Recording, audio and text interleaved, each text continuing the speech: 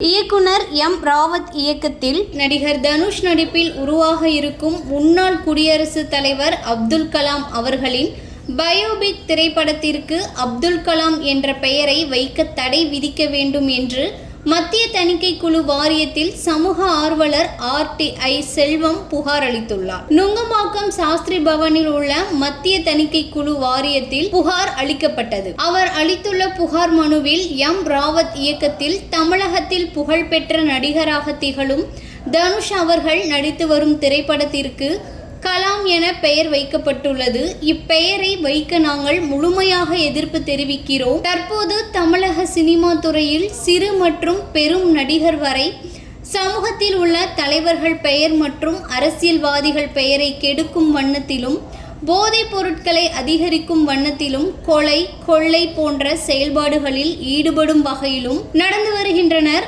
இப்படியான சினிமாவை பார்த்து பல இளைஞர்களும் சீர்கெட்டு வருகிறார்கள். இந்த சூழலில் தற்போது முன்னாள் ஜனாதிபதியான ஐயா அப்துல் கலாம் அவர்களின் பெயரை கெடுக்கும் வகையில் நடிகர் தனுஷ் மற்றும் ஆதிபுருஷ் படத்தின் இயக்குனர் எம். ராவத் அவர்கள் ஈடுபட்டு வருகின்றனர். அதேபோல் சமூக வலைதளங்களில் தகவல் தொழில்நுட்ப சட்டம் 2000 அடிப்படையில் ஒரு படம் வெளியாகும் முன்பே இணையத்தில் வெளியிடுவது சட்டத்திற்கு புறம்பானது.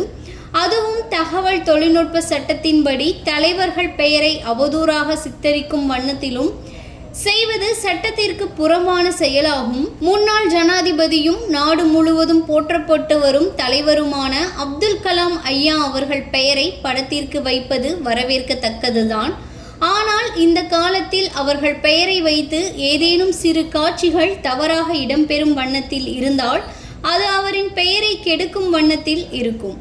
ஆகையால் முன்கூட்டியே முன்னாள் குடியரசுத் தலைவர் அப்துல் கலாம் ஐயா அவர்கள் பெயரை படத்திற்கு வைக்க தடை விதிக்க வேண்டும் என்று சமூக ஆர்வலர் என்ற முறையில் கேட்டுக்கொள்கிறேன். திரைப்பட இயக்குனர் மற்றும் நடிகர் தனுஷ் இருவரும் சட்டத்திற்கு புறம்பாகவும் அல்லது மீறும் பட்சத்தில் சாட்சிய சட்டத்தின்படி அவர்கள் தவறை தானாக ஒப்புக்கொண்டதாக கருதி அவர்கள் மீது மான நஷ்ட ஈடு வழக்கு மற்றும் படத்தை தடை விதிக்க நீதிமன்றத்தை அணுக இதுவே போதுமான ஆவணமாகும் என இந்த மனுவின் வாயிலாக தெரிவித்துக் கொள்கிறேன் என கூறியுள்ளார்.